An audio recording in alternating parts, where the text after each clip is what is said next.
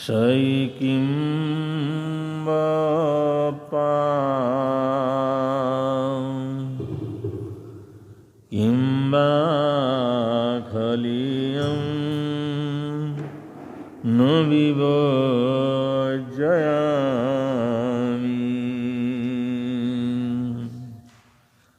किं मे परोपासैकिं बप्पा किं वा खलीयं न विभजयामि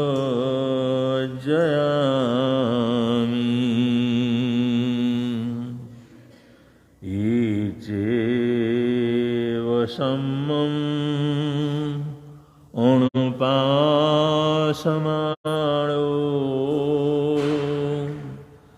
ईचेव सम्मम् अणुपासमाणो अनागयं नो पडिबन्धकुजा अनागयं नो पडिबन्धकुजा त्रिभुवन पीड़ा हरणहार हो तुमको मेरा नमस्कार सर्व जगत के अलंकार प्रणाम तुम्हें मेरा हर बार इन जगत के नाथ आपके चरणों में जाऊं बलिहार भवसागर के शोषण करता तुमको वंदन बारंबार भवसागर के शोषण करता तुमको वंदन बारंबार।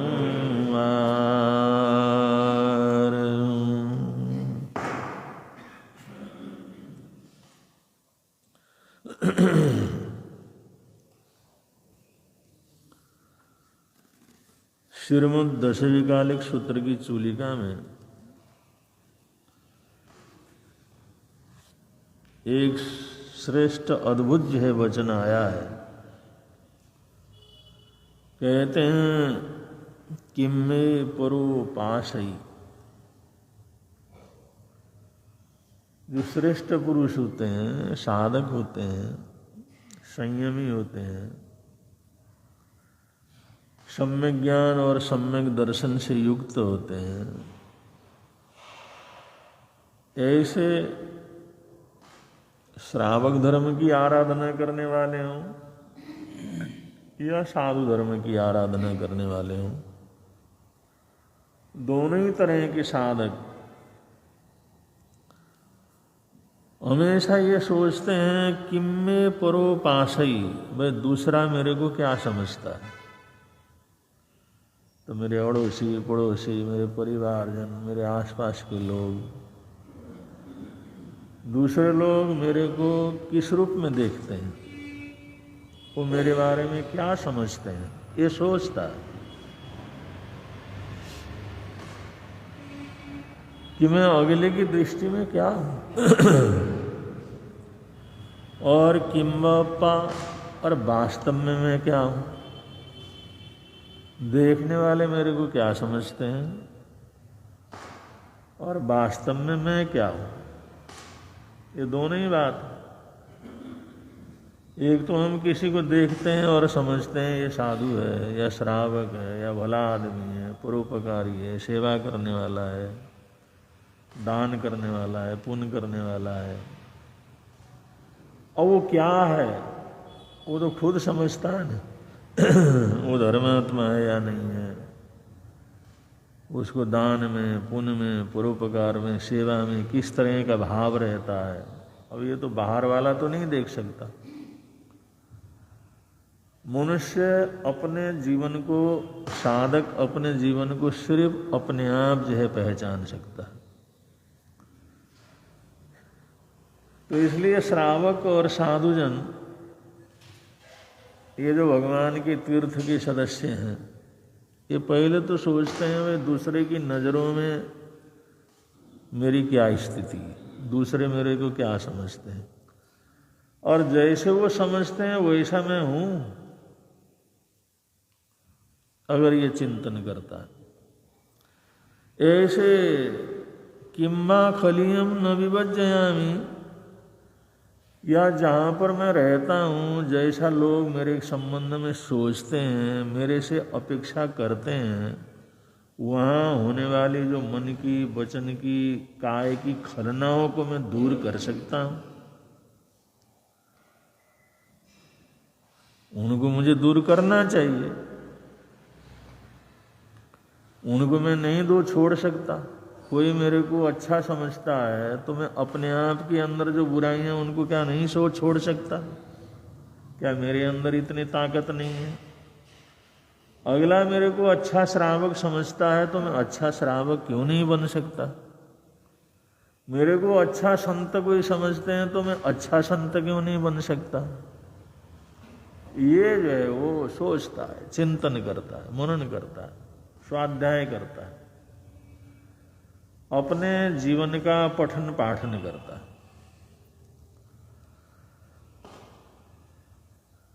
तो इच्चेव सम्मम अनुपासमाणो, अगर इस चिंतन को आराम से अगर आगे बढ़ाता रहा, अगर ये चिंतन उसका बढ़ता रहा आगे, अगर इस चिंतन की गहराई के अंदर प्रवेश करता रहा वो, तो उसमें इतनी ताकत पैदा होती है, इतनी शक्ति पैदा होती है, इतना आत्म बल उसके अंदर पैदा हो जाता है, इतनी आंतरिक शक्ति उसके अंदर पैदा हो जाती है। अणागयम नो परिबंध कुज्जा, आगे कोई कर्म का बंधन उसके जीवन के अंदर नहीं होता। ये सम्यक चिंतन से, सम्यक स्वाध्याय से, सम्यक भावनात्मक प्रवृत्तियों से उनकी गहराई के अंदर उतरने वाला साधक वो आंतरिक रूप से इतना परिवर्तित हो जाता है, आगे आने वाले समय में किसी भी प्रकार के कर्म के बंधन के जंजाल के अंदर पड़ता नहीं। कर्मों का बंधन उसका जो है पतला पड़ जाता है, हल्का पड़ जाता है। तो शास्त्रकार यहाँ पर इस तुलिका के अंदर ये बतलाते हैं इस गाथा में कि हमारे चिंतन का कितना बड़ा प्रभाव है, स्वाध्याय का कितना बड़ा प्रभाव है, अपने आप को पढ़ने का कितना बड़ा प्रभाव है।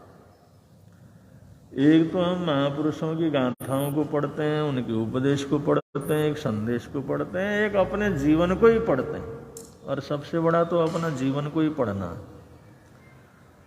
और अपने जीवन को पढ़ लिया, अपने आप को पढ़ लिया, अपनी आत्मा को पढ़ लिया, तो समझ लो सारी दुनिया के सारे ग्रंथ पढ़ लिए।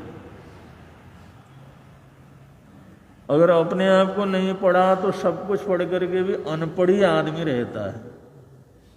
कबीरदास जी कहते हैं पढ़ पढ़ करके लोग इतने ज्ञानी हो जाते हैं, लेकिन जब तक उनको प्रेम का पाठ नहीं आता, जब तक वो भक्ति नहीं जगती, जब तक आंतरिक शक्ति नहीं जगती, पढ़त पढ़त जगमुआ पंडित भया न कोई, लेकिन जैसा पंडित होना चाहिए वो हो नहीं पाता।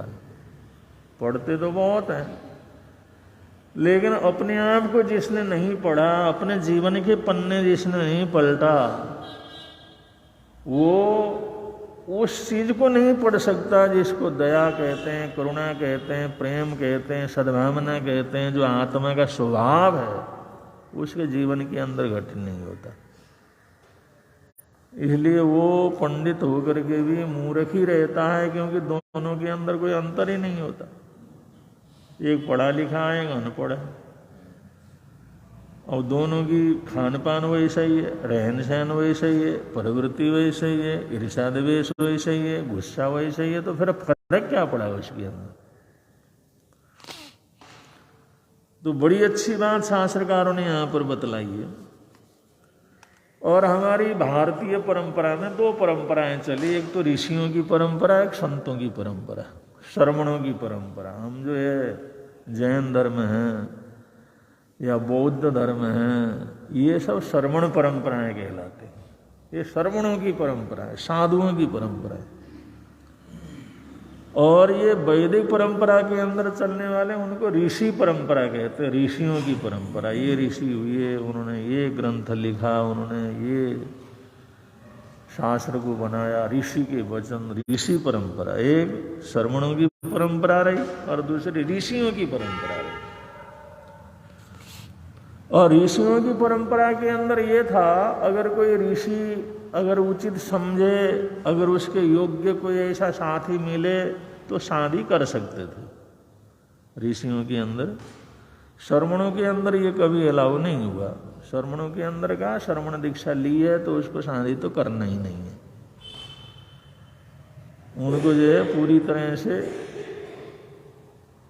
अपने आप को अलग ही रखना है। ये श्रमण परंपरा के अंदर शुरू से इस प्रकार की प्रवृत्ति रही। और ऋषि परंपरा के अंदर कोई बिना शादी के रहना चाहे तो रह सकता है, अगर कोई करना चाहे तो उसके अंदर कोई बुरा नहीं मानते थे उसमें। इसलिए बहुत से ऋषियों का वर्णन आता है, ऋषि पुत्रों का वर्णन आता है, ऋषि पत्नी का वर्णन आता है। ये ऋषि पत्नी है, जीवन उनका भी बड़ा ऊंचा होता है। ऋषि पत्नियां होती हैं तो वैसे ही होती हैं जैसे ऋषियों का जीवन होता है, वैसे ही त्याग, तपस्या, आराधना, साधना, सब चीज़ों की मर्यादा होता तो पूरा जीवन वैसे ही हो। लेकिन उसमें दो तरह के रहते हैं, एक तो जो है पूरी तरह से शादी विवाह से मुक्त रहते हैं, और कुछ ऋषि जो है वो शादी विवाह भी कर लेते थे। तो ये परंपरा थोड़ी सी अंतर जो है, ये जैन श्रमण परंपरा और ऋषि परंपरा के अंदर थोड़ी सी अंतर रही है। तो उस समय एक ऋषि से उद्दालक, बड़े पहुंचे हुए ऋषि थे उद्दालक, उनकी पत्नी भी थी और उनका एक पुत्र था, उसका नाम था श्वेतकेतु। श्वेतकेतु उसका नाम था। उद्दालक ऋषि थे और उनका पुत्र श्वेतकेतु। तो उद्दालक ने कहा भाई ऋषि पुत्र है तो इसको इसी तरह से पढ़ना चाहिए, उसी तरह से महान योग्यता को प्राप्त करना चाहिए। वो अपने घर में बैठ करके पढ़ा सकते थे, सारा ज्ञान दे सकते थे, लेकिन उन्होंने ऋषियों के गुरुकुल के अंदर उनको भेजा, जहाँ पर पूरी तरह से आध्यात्म की आराधना साधना होती है। भाई तुम 8 वर्ष के हो गए हो तो तुम जा करके गुरुकुल के अंदर पढ़ करके आओ। जबकि उनकी वो खुद पढ़ा भी सकते थे, लेकिन वो सोचते थे भाई बच्चा है तो लाड़ में प्यार में बाप के हाथ से इतना पढ़ नहीं सकता, जब तक गुरुकुल के अंदर नहीं जाएगा तब तक इसका स्वावलंबन नहीं बढ़ेगा। तो वर्षों तक श्वेतकेतु गुरुकुल के अंदर बह करके पढ़ाई की। और जिस समय बड़ा विद्वान हुआ, सारा कुछ जो है उसने पढ़ा, सारी परीक्षाओं के अंदर पास हो गया, बड़े उसको पुरस्कार उपलब्ध हो गए, बड़ा मान सम्मान हुआ, तो गुरुकुल के जो आचार्य थे उनने कहा अब तुम जाना चाहे तो अपने घर जा सकते हो। लेकिन उसको भी उसने इतना जो है कुछ पढ़ा था। जिस समय वो आया, एक पहाड़ी के ऊपर अपनी जो एक कुटिया थी, उस कुटिया में रहते थे उद्दालक ऋषि। उन्होंने देखा मेरा बेटा आ रहा, लेकिन उसका चलने का ढंग, चलने का तौर तरीका, उसका आना, उसके हाव भाव, इससे उद्दालक ऋषि सोचने लगे ये तो जैसा मैं चाहता था तो कुछ हुआ ही नहीं, इसमें तो बड़ा अभिमान, इसमें तो बड़ा गर्व है। जिस चीज को छोड़ने के लिए मैंने सोचा था गुरुकुल के अंदर जाकर के छोड़ेगा, लेकिन ये तो भरा हुआ उस चीज से। अब कोई अच्छा आदमी और बुरा आदमी या अभिमानी या विनम्र, ये बोलने की जरूरत नहीं, चाल से भी पता लग जाता है। पहचानने वाले आप भाव से पता लगा लेते हैं, बोलचाल से पता लगा लेते हैं, चलने के तौर तरीके से पता लगा देते हैं, व्यवहार से पता लगा लेते हैं। तो उद्दालक ऋषि ने जिस समय दूर से आते हुए वो अपने झोपड़ी की तरफ चढ़ते हुए जिस समय उसको देखा, उन्होंने सोचा, बहुत वो मन के अंदर बड़ी वेदना हुई, अरे जो कुछ सोचा था वो तो कुछ भी नहीं हुआ, इसमें जो आनी चाहिए थी वो चीज बात तो कुछ आई ही नहीं, जो इसका व्यक्तित्व का निर्माण होना था वो तो हुआ ही नहीं। तो बंधु, ऋषि लोग कोई सामान्य लोग तो थे नहीं, भले ही सपत्निक थे, भले ही परिवार उनका था, एक आधा उनका बेटा वगैरह हो जाता था, ऋषि पुत्र वगैरह हो जाते थे, लेकिन इन लोगों का जीवन भी बड़ा सधा हुआ होता था। कोई बात नहीं, कुछ नहीं, उसको देख करके ही पता लगा इसने जो पढ़ना था वो तो पढ़ा ही नहीं। और वो अपने कुटिया के बाहर अपना बैठ करके अपना जो भी स्वाध्याय ध्यान वगैरह करना कर रहे थे, वो आया और आकर के नमस्कार करके जिस समय बैठा, तो ऋषि उद्दालक उसको पूछने लगे, बेटा आ गए? बड़े उदास बैठे हुए थे, आ गए? उन्होंने कहा पिताजी आ गए। उन्होंने कहा पढ़ाई कर ली, पूरी कर ली? उन्होंने कहा बहुत कर ली। कितनी कर ली? उन्होंने बहुत कर ली, चारों वेद मेरे को कंठस्थ है, सारे उपनिषद में पढ़ते हैं, और सारे ग्रंथ जितने भी हैं, चाहे उपनिषद हैं, चाहे भूगोल है, इतिहास है, पुराण है, काव्य है, तर्क है, धर्मशास्त्र है, मैं सब कुछ तो पढ़ लिया, और हर परीक्षा के अंदर अव्वल आया, और अपना थैला दिखाया, स्वर्ण पदक तक मेरे को मिला, सब कुछ करके आया। जिस अभिमान से, जिस ढंग से अपना वो वर्णन कर रहा था, ऋषि का चेहरा उतरता चला गया। उद्दालक ऋषि बहुत उदास हो गए। अब जिस समय उसने सब कुछ बतलाया, तो उसकी तरफ देख करके उद्दालक कहने लगे, इतना कुछ तूने पढ़ लिया बेटा, क्या उस एक चीज को तूने पढ़ लिया जिसको पढ़ने के बाद सारा ही कुछ ये जो आ जाता?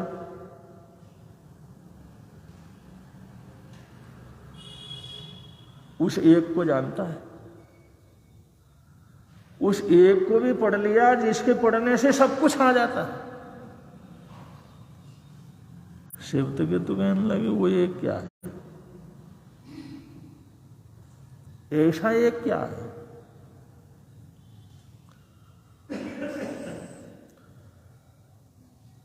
तो उद्दालक कहने लगे, शिवकेतु तुम्हारे को वापस जाना पड़ेगा,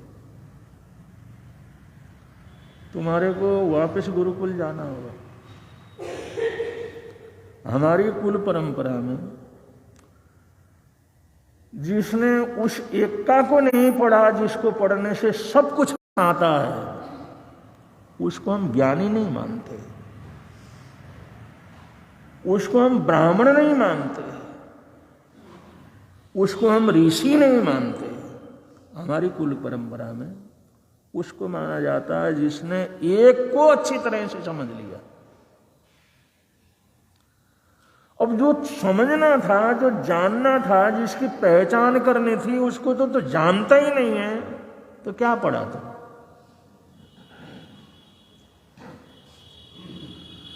अब जैसे ही आवाज सुनी, अंदर से ऋषि पत्नी भी बाहर आ गई, उसकी मां थी। उन्होंने कहा तुम्हारे को वापस जाना होगा, अभी जाना होगा। उन्होंने कहा बेटा इतने सालों के बाद आया, उसको खाने के लिए, पीने के लिए, कुछ बैठने के लिए, आराम करने के लिए तो बोलते। शिवकेतु ने कहा नहीं मां, मैं कुल परंपरा को बर्बाद नहीं करना चाहता। उद्दालक ने कहा बेटा ये हमारी कुल की परंपरा है। मैं भी पढ़ करके आया था, मेरे पिता ने भी वापस उसी समय वापस भेज दिया था। इतने सालों के बाद आया, लेकिन उसने न खाना न पीना न बैठना, जैसा था जैसे आया था वैसे ही जैसे के तू वापिस हो गया। ये ऋषियों का चरित्र है। और वरना अब एक संतान है तो उसके ऊपर मोह तो होता है ना, लेकिन ये लोग ऐसी साधना करते, ऐसा नहीं भाई बेटा आया तो गए, गले लगाए, उसका स्वागत किया, उसका सत्कार किया, आते ही प्रश्न करते असमर्थता व्यक्त करके उसकी बेवकूफ़ी उसके सामने रख दी। उन्होंने कहा ऐसा नहीं होता है तो हम तो उसको कोई ऋषि क्या ब्राह्मण क्या ज्ञानी तो मानते ही नहीं है। अब इतने वर्षों के बाद आए हुए अपने बेटे को जैसे आया था वैसे वापस कर दिया। अब परिवार होने से ही कोई सांसारिक थोड़ी हो जाता है। इतना जो संयम, इतनी निष्प्रियता, इतना मोह को जीतना, इतना जागरूक रहना, तो ये भी परंपरा बड़ी ऊंची रही है अपने समय। ये समय एक से एक बढ़ करके रहे। आखिर श्वेतकेतु जैसा आया था वैसे वापस चला गया। तो बंधु, जीवन को बनाने के लिए, जीवन का निर्माण करने के लिए, ज्ञानी बनाने के लिए, आत्म साधक बनाने के लिए बनने वाला तो होता ही है, लेकिन बनाने वाले भी एक से एक बढ़ करके होते हैं। इसलिए कहते हैं गुरु बिना ज्ञान नहीं। अगर उसके पिता ही ऐसे गुरु न होते, ऐसी निष्प्रियता नहीं होती, अगर उनके अंदर मोह होता, उनके अंदर ये होता था मेरा बेटा है, तो फिर ऐसा आचरण तो कभी कर ही नहीं सकता। तो उन ऊंचाई को प्राप्त करना, वो आध्यात्म की ऊंचाई के ऊपर आगे बढ़ना, ये आसान काम नहीं।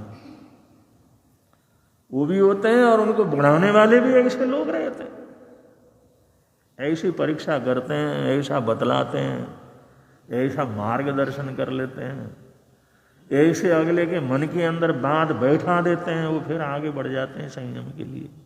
अब जिस समय चल करके वापिस गुरुकुल में पहुंचा, जाकर के गुरुकुल के जो आचार्य थे उनको नमस्कार किया। उन्होंने तो भेजा था उसको, भाई सब कुछ हो गया। जिस समय देखा श्वेतकेतु वापिस आ, अभी तो पढ़ के गए थे, अभी तो गुरुकुल से सब कुछ पढ़ने के बाद तुम्हें यहां से छुट्टी मिली थी, अभी वापिस आ गए। उन्होंने कहा गुरुदेव,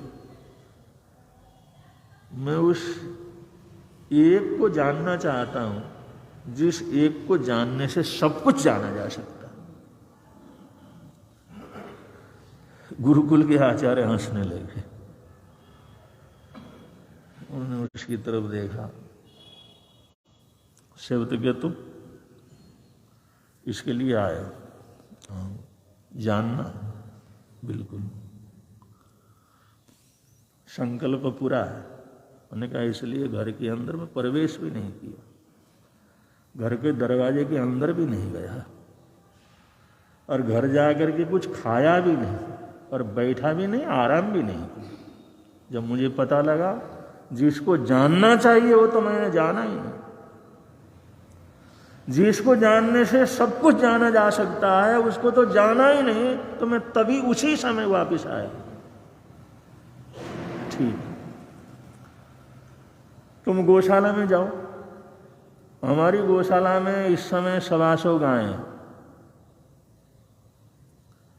इन सारी गायों को लेकर के जंगल में चले जाओ चराने के लिए। अब ये 125 गायें हैं, इनको लेकर के जाना और इनकी सेवा करना, इनके साथ रहना, लेकिन जब तक ये 1000 न हुए तब तक वापस नहीं लौटना।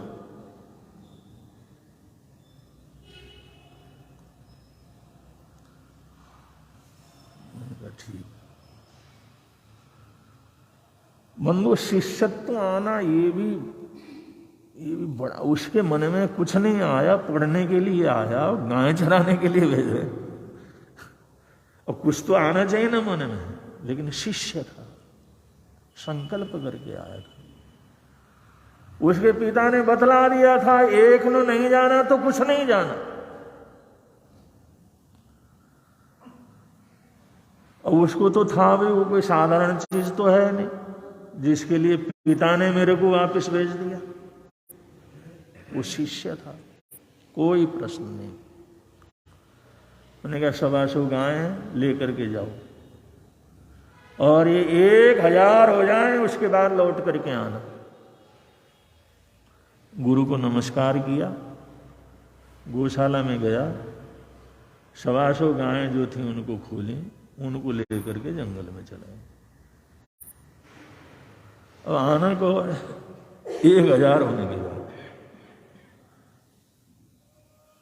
बंधु, दुनिया के अंदर साधक बने तो कैसे बने? कोई खाते पीते घूमते फिरते कोई साधक नहीं बनते, वैसे सिद्ध पुरुष नहीं बनते।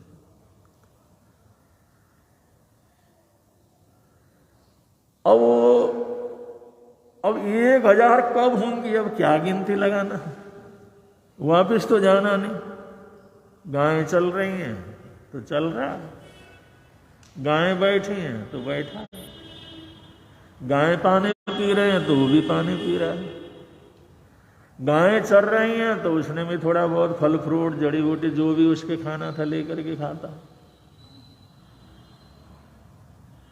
अब ऐसे 1 दिन 2 दिन महीने 2 महीने पता नहीं कितने बीत गए, उसको कोई हिसाब किताब, वो सोचता हिसाब किताब क्या लगाना, रोज का क्या गिनती करनी। 1000 गाय होने के बाद जाना है। अब आगे का हिसाब किताब सब खत्म हो गया।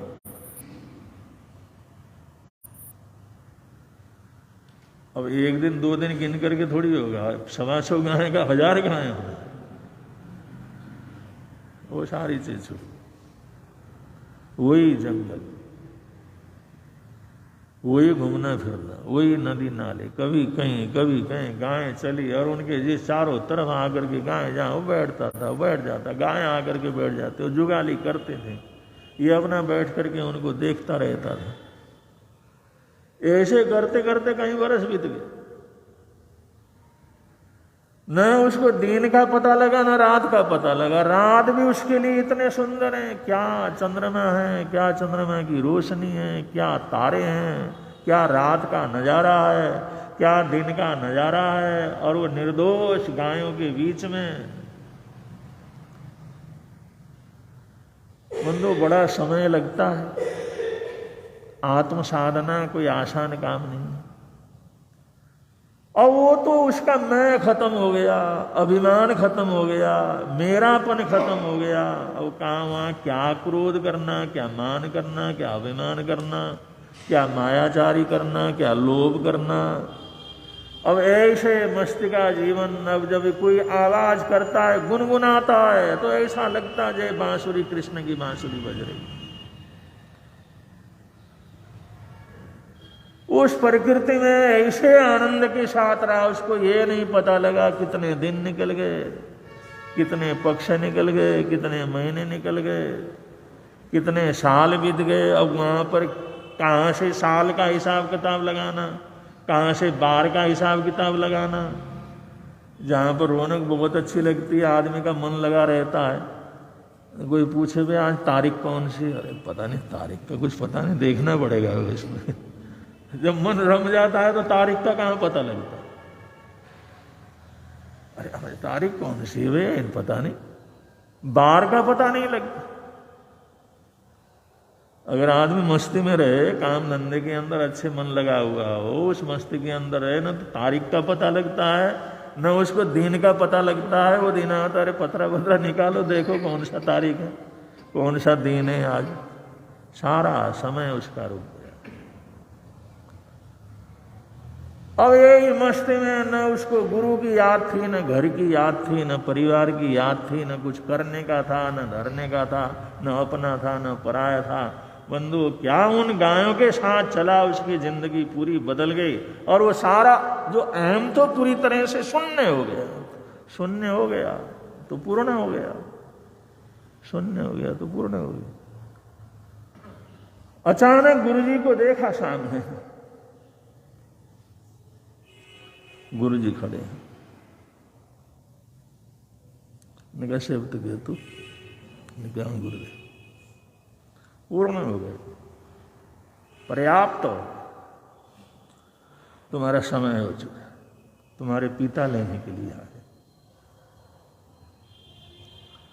और जिस समय पिताजी सामने आए, जो अपने बेटे के रूप को देखा, उसके आनंद को देखा, उसके आंखों में लहलाता हुआ शांति का समुद्र देखा, उसके दोनों आंखों से आंसू बहने लगे। उसने चरण छू करके नमस्कार किया, बेटा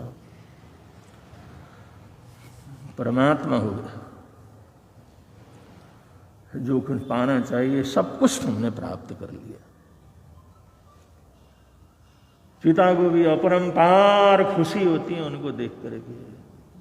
गुरु ने आशीर्वाद दिए, बेटा सब कुछ तुम्हारा हो गया। तो बंधु ये हमारे देश की प्राचीनता है, हमारे देश की संस्कृति है, जो हजारों साल पुरानी संस्कृति है। चाहे हमारी श्रवण परंपरा हो, चाहे हमारी ऋषि परंपरा हो, एक से एक बढ़ करके महापुरुष हुए, एक से एक बढ़ करके साधनाएं हुई हैं, एक से एक बढ़ करके आराधनाएं हुई हैं। और बंधु जिसने उस एक आत्मा को पढ़ लिया, एक अपने को पढ़ लिया, तो समझ लो सारी दुनिया को उसने पढ़ लिया। अपने को जान लिया तो सारी दुनिया को जान लिया। जे एगम जानई ते सब्बम जानई, भगवान महावीर स्वामी कहते हैं, जिसने एक को जान लिया उसने सारी दुनिया को जान लिया, कुछ जानने की जरूरत है। जो एक को जानता है वो सारी संसार को जानता है, सब कुछ जान जाता है। तो ये हमारी आध्यात्मिक परंपरा है, ये हमारे आध्यात्मिक उज्जवल प्रकाशमय परंपरा है। जब कभी भी उसको हम पढ़ते हैं, याद करते हैं, उस चिंतन के अंदर गहराई में जाते हैं, तो आदमी आनंद में सराबोर होता चला जाता है। और ऐसे आनंद की स्थिति को स्पर्श करना, उस आनंद में क्षणों का स्पर्श करना, उस गहराई को महसूस करना, ये जीवन की बहुत बड़ी उपलब्धि रहती है। जहाँ इस गहराई को महसूस कर लिया तो आदमी कहीं भी है वहीं पर उसके लिए तीर्थ हो जाता है। उसको कहीं जाने आने की जरूरत नहीं पड़ती, उसको कोई प्रार्थना पूजा की जरूरत नहीं पड़ती, उसको कोई आराधना साधना की जरूरत नहीं पड़ती। सब कुछ अपने आप में ही प्रकट होता चला जाता है। इसलिए तो कहा है, मिलता है आनंद प्रभु की वाणी से, मिलता है आनंद प्रभु। धर्म लगता प्यारा प्यारा, धर्म लगता प्यारा, पापों की वह बहती धारा, पापों की वह बहती हो जाती है बंद प्रभु की वाणी से, हो जाती है बंद प्रभु की वाणी से। मिलता है आनंद प्रभु की वाणी से, मिलता है आनंद प्रभु। आने वाले 22 तारीख को SS जैन सभा की तरफ से सुमति विशाल सेवा समिति की तरफ से, गुरु प्रवर्तक शांति संघ की तरफ से 1 घंटे का सामूहिक रूप से नमकार मंत्र का जाप रखा गया है।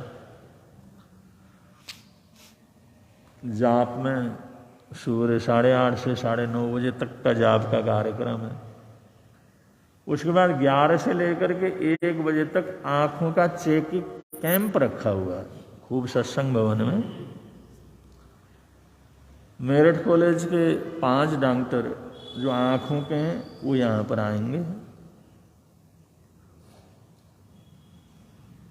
तो वो चेकअप करेंगे। जिन्होंने भी आंखों का चेकअप कराना है उसके अंदर करवा सकते हैं। आजकल ये अगर चेकअप भी हो जाता है तो आदमी को पता लगता है। लोग कहते रहते हैं कुछ ना कुछ टेस्ट तो अपना करवाते रहना चाहिए। या जो आपके अड़ोस पड़ोस में कोई गरीब है, कोई हॉस्पिटल जा नहीं सकता है, तो ये बड़े डॉक्टरों से मिल नहीं सकता, उसको जा कर के चेकिंग कराने का कोई मौका वगैरह नहीं मिलता। ऐसे आप लोगों की जानकारी में कुछ भी हो तो कह सकते हैं 2 घंटे का ही रखा हुआ, 11 से लेकर के 1 बजे तक 5 डॉक्टरों की टीम वहाँ से आएगी। मेडिकल कॉलेज के जो है डॉक्टर्स हैं और वो आँखों को चेकअप का जो है वो सेवाएं वो देंगे। तो उसका लाभ जो भी लेना चाहे आपके घर में, परिवार में, अड़ोस पड़ोस में जो कोई भी लेना चाहते हैं तो उसका ले सकते हैं। अगर आदमी को अपने डिसीज का पता लग जाए तो उसका इलाज भी करवा सकता है, आगे ध्यान रख सकता है। और वो चेकअप करते हैं तो कुछ ना कुछ सजेशन भी क्या कर देते हैं, दे देते हैं। तो उस दिन का कार्यक्रम है, उसका जरूर ध्यान रखना। और पर्चियाँ वगैरह हमारे पुनीत मुनि जी महाराज साहब दे रही हैं, संत दे रहे हैं, साधवियाँ जी महाराज साहब भी दे रही हैं। तो पर्चियाँ लेना है, जाप के अंदर भाग लेना है। चेकअप कैंप का जो लाभ भी आप लोगों ने लेना है। तो इन्हीं मंगल कामनाओं के साथ, सद्भावनाओं के साथ आज के प्रवचन को विराम दे रहे हैं। अगर किसी का एकासना वियासना कोई प्रत्याख्यान वगैरह हो तो आप लोग ले सकते हैं। एकासना वियासना मंदारण के अनुसार पचखाना दिए तो सुनते बड़ी वो सरे। और संघ की तरफ से सूचनाएं हैं और सूचनाओं के बाद मंगल पाठ होगा। संघ की तरफ से सूचना।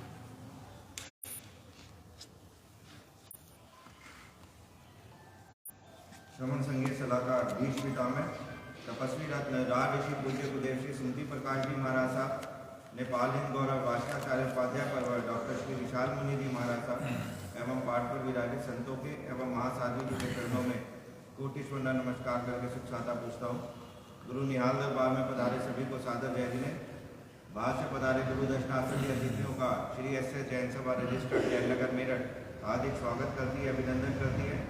आपकी नाश्ते एवं भोजन की व्यवस्था जैन भवन बरातर पर की गई है। कृपया पधार कर रजिस्ट्रेट करें, हमें सेवा का मौका अवश्य प्रदान करें। दोपहर 2:30 से 4 गुरु निहाल दरबार में सत्संग की श्रृंखला में आज का सत्संग श्रीमती गुणमाला जैन, नीलम जैन, मंजू जैन, कुसुम जैन, परवेश जैन परिवार की तरफ से रहेगा। कृपया आप इस सूचना का ध्यान रखें। अब जयकारे बोलिए शासन पति श्रमण भगवान महावीर स्वामी की जय। सभी आचार्य भगवंतों की जय। वर्तमान आचार्य सम्राट डॉक्टर शिव मुनि जी महाराज की जय। हो तपस्वी स्वामी श्री निहाल जी महाराज की जय। दादा गुरुदेव स्वामी श्री खूबचंद जी महाराज की जय। संत संरक्षक स्वामी श्री फूलचंद जी महाराज की जय। देवलोकगामी उत्तर भारतीय पर्वतक गुरुदेव श्री शांति स्वरूप जी महाराज की जय। पंडित उपाध्याय श्री हेमचंद जी महाराज की जय। श्रमण संघीय सलाहकार भीष्म पितामह तपस्वी रत्न राजऋषि पूज्य गुरुदेव श्री सुमति प्रकाश जी महाराज की जय। नेपाल हिंद गौरव भाषाचार्य उपाध्याय परवर डॉक्टर श्री विशाल मुनि जी महाराज की जय। उत्तर भारतीय प्रबंधक राष्ट्र संत श्री आशीष मुनि जी महाराज की जय। नवकार मन साधक पंडित श्री विचक्षण मुनि जी महाराज की जय। भगवती स्वरूपा महासाध्वी श्री बगल श्री जी महाराज की जय। संधारा साधिका महासाध्वी श्री सुमन कुमारी जी महाराज की जय। उप पर्वतनी महासाध्वी श्री सरिता जी महाराज की जय। सब साधु साथियों की जय। जैन धर्म की श्रवण संग की जय, आज के आनंद की जय। चत्तारि मंगलम अर्यंता मंगलम सिद्धा मंगलम साऊ मंगलम केवली पुनत्तु धम्मो मंगलम। चत्तारि लोकोत्तमा अर्यंता लोकोत्तमा सिद्धा लोकोत्तमा साऊ लोकोत्तमा केवली पुनत्तु धम्मो लोकोत्तमो। चत्तारि शरणं प्रपद्यामि अर्यन्ते शरणं प्रपद्यामि सिद्धे शरणं प्रपद्यामि साऊ शरणं प्रपद्यामि केवली पुनत्तं धम्मं शरणं प्रपद्यामि। ये चार शरण दुख हरण जगत में और न शरण कोई होगा। जो हव प्राणी करे आराधन उसका अजर अमर पद होगा। उसका सदा ही मंगल